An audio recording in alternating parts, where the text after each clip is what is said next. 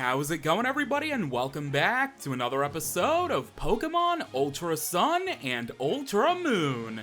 Last time we made our way across the sea of Route 16 into the Ula Ula Meadow, where we ended up heading into Route 17, which is on the road to Po Town, which is the base of operations for Team Skull.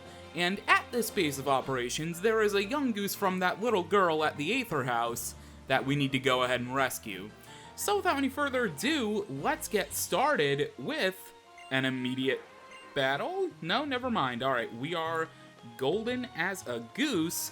However, there is a totem sticker outside of this police station, and there are going to be quite a few totem stickers we're going to be picking up throughout the next couple episodes, so just to be ready for that. We might be hearing from Rotom sooner rather than later.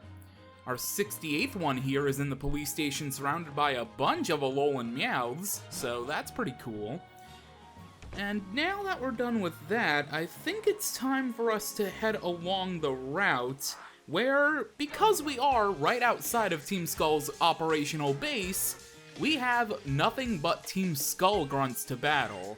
And because Team Skull are important trainers, that means I am keeping all these battles in, which means this arc is going to last probably like 5 episodes. It'll be kind of like One Piece, except not along the seas. Anyway, this Team Skull grunt has 2 Pokemon, so his first one is going to be Alolan Rattata. Okay, not too bad. Alright, Triton is our lead right now. I'll probably end up switching my party around quite a lot in this episode, just so all of my Pokemon maintain the level balance that I'm working towards, because Caffeine right now is the only one that is pretty behind, but only really like by a level and a half, so it's not too bad. I ended up actually doing rather well with my level balancing, but mostly because I've been keeping Rocco in the PC a lot. Anyway, here comes the final Pokemon for this grunt, a Haunter, so quite a good team balance. Haunter's very good, I should say. Alolan Rattata, not too much. Oh, that's right, I actually have Choice Specs on Triton, I forgot about that.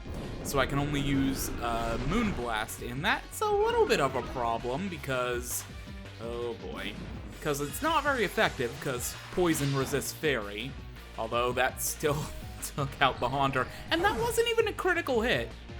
No, that wasn't a critical hit. Wow, that still took it out.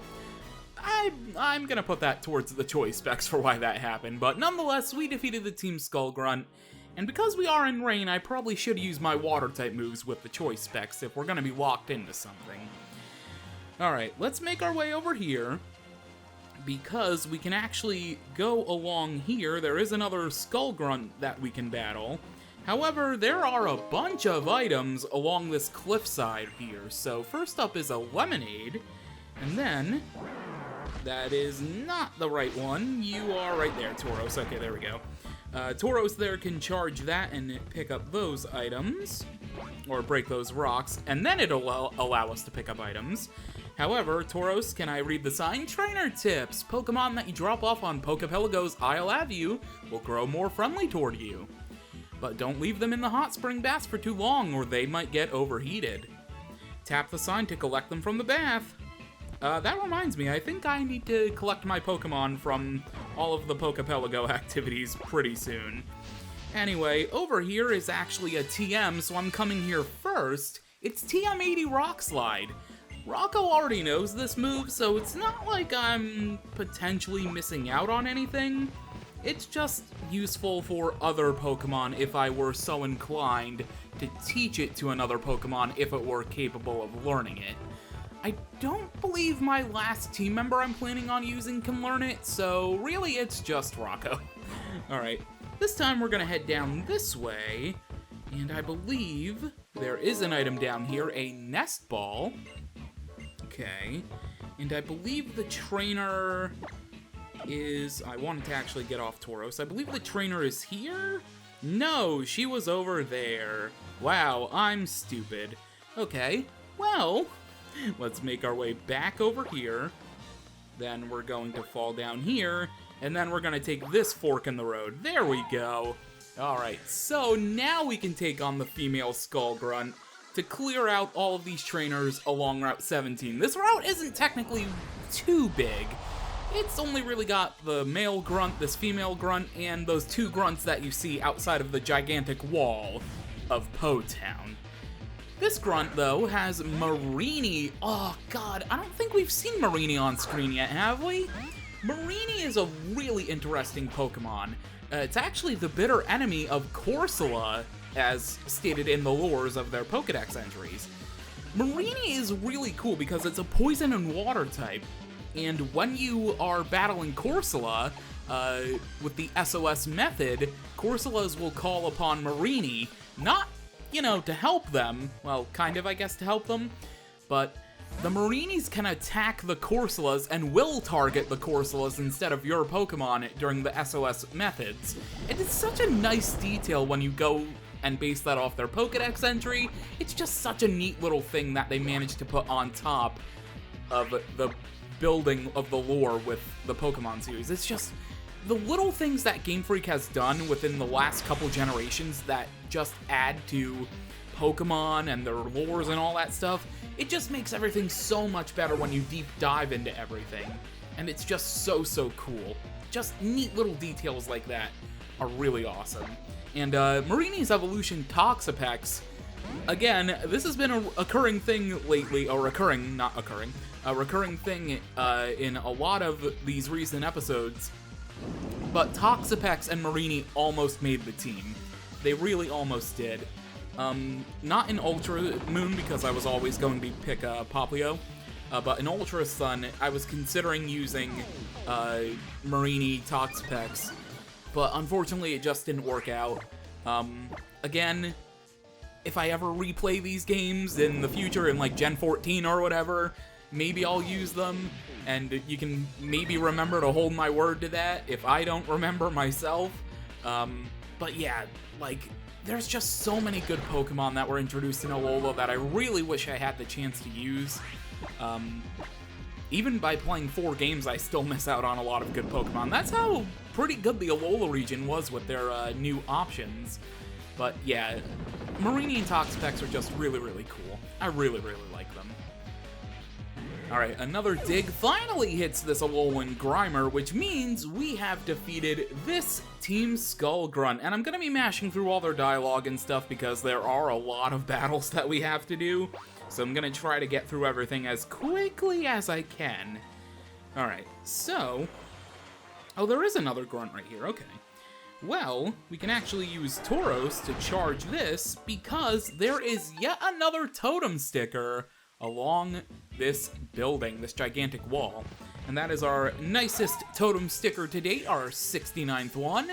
And now we are facing off against a Grand Grunt, whose favorite Pokemon is apparently Carnivine, which is weird because Team Skull uses Dark and Poison types, so that's a little... and yeah, Dark and Poison types, so that's a little odd. Anyway, hey, maybe that's a hint for the future. Maybe we'll have a... okay, you use an Ekans instead, whatever. I was gonna say, maybe that's a hint for a future region having a regional variant of Carnivine? Maybe a pre-evolution too, or a new evolution, since rather regional variants have evolutions that rather than pre-evolutions. So maybe someday we'll get a regional Carnivine, maybe. There's a whole lot of Pokemon that I feel could use regional variants and regional evolutions. I don't really want to list them here. That could be like a whole top 10 video or whatever. But there's a whole lot of Pokemon that could use some love, because a lot of original Pokemon are kind of shitty, to be honest. And regional variants usually, in my opinion, are far more superior than the original counterparts. For example, Alolan Vulpix and Alolan Sandshrew. I love them better than their original counterparts. I don't know why, I just do.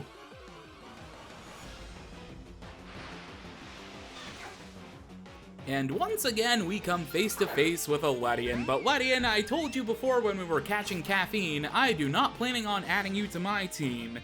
In fact, I'm only coming this way to see if I'm maybe facing a Crabrawler in that tree berry pile, or rather just seeing what berries I can get either way, because even if there is a Crabrawler, I'll just end up taking it out. Alright, let's see. Let's go with a Max Repel, if I can find them. They're all the way down here. There we go. Max Repel, because I do not want to run into any more Ledians. Alright. And yes, indeed, we are facing off against a Crabrawler who's hiding in the berry pile. Oh, if only you were a shiny, that would have made this so much better, Crabrawler. Would have been a great moment just to happen live, just like when I caught the frickin', or I found and then caught the frickin' Ghastly on my first encounter in the cemetery in Howoli. Jesus, I still can't believe that. That's honestly a major highlight of this series. There are quite a few that I have, but man, just the first encounter, Howoli Cemetery, I was so caught off guard. Anyway, Ganian Berry, or yeah, Ganian, I guess, Citrus Berry. I've never really seen that berry much, so I don't know how to pronounce that one. A Lepa. A Lumberry. Ooh, Lumberry could be really good. I might want to grow more of those on Pokepelago. And we did get 2 of them too, so that could be very, very useful. Yo, what's up? You want to join Team Skull? Hold up, is that a Z Power Ring? For real? You actually on the Island Challenge? Alright then, I get it. Came to laugh at us losers who gave up on the Island Challenge, huh? You showed up so suddenly you got the nerve to laugh at me?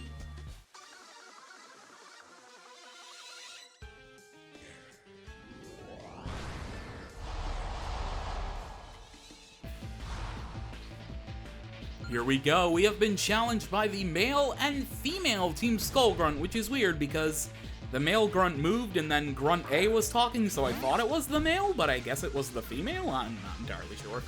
Maybe that's just an error from localization. Nonetheless, they have a Scraggy and a Poniard respectively. Okay, so Elizabeth and Triton. I think I'm just gonna go for Sparkling Aria, because that will hit... Oh, that hits everybody. I do have Water Compaction, though. Yeah, we'll just stick with Bubble Beam. We'll do it on Scraggy, and for Poniard, I think I'll go for the Giga Drain. I'm not entirely sure what I really want to do here, because it's a little awkward. Maybe I should have just stuck with the Sparkling Aria. I'm not really sure. Honestly, Water Compaction, even though I do have that for an ability, it really scares me. I'm so scared I'll misplay. So, I'm just gonna stick with being a cool little calm cucumber. I'll just try to stay in my lane, not really try to damage my own Pokemon, if that makes any sense. Alright, we'll use Bubble Beam one more time, this time on Poniard, and it honestly does not matter what Elizabeth does, because Elizabeth is the slowest Pokemon on the field. And Bubble Beam took out Poniard anyway. There we go. Good work, Triton. Elizabeth, you were there. And Elizabeth grows to level 47. Alright, that's great. Yeah, look, 51 speed, Jesus. Earth Power, oh baby, that is actually super good, considering it is 90 base power, special move, and our special attack is considerably higher. So I think I am going to get rid of Bulldoze for that one. There we go, Elizabeth now has one of the strongest moves it could learn, Earth Power, as we have defeated the male and female Team Skull Grunts.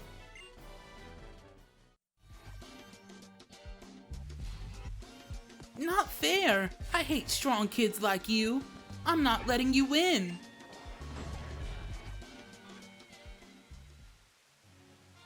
You there, boy.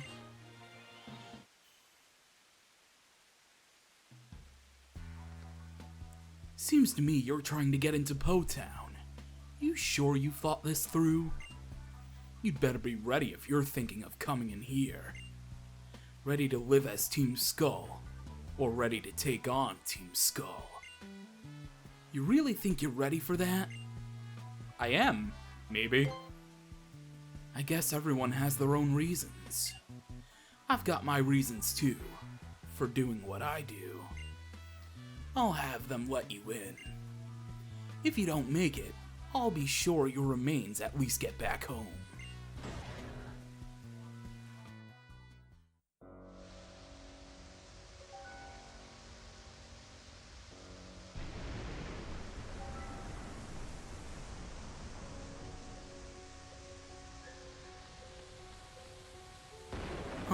What's this numbskull doing here? What should we do? Forget about it. We've got this barricade. We've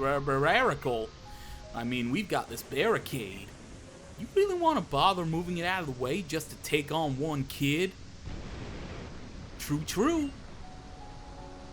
Go home, go. You're not coming in here, got it? Not unless you find some path through here. Alright, well, we've arrived into Po-Town, Team Skull's base of operations, and I gotta say, I'm upset they're still not doing their dancing in the background. Maybe it's the 3DS limitations, I don't know. Anyway, we're here in Po-Town, and it's quite the shady place, if you ask me.